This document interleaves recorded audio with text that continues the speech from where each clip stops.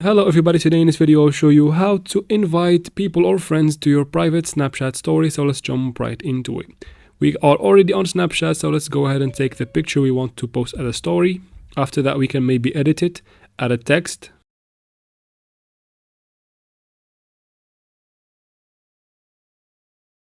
Or maybe you can add filters if that's what you want. Just swipe, choose one, and after that tap on the sticker right here.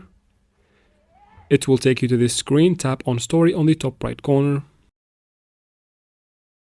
From here you can choose a custom story when everybody can join and they can all contribute. We are choosing for this video a private story where only you can contribute. Once you do that, you can go ahead and give a name for your private story. I'm going to name it example just for the video. When you do that, just go ahead and tap on the tick on the bottom and then tap on next, and the story should be posted.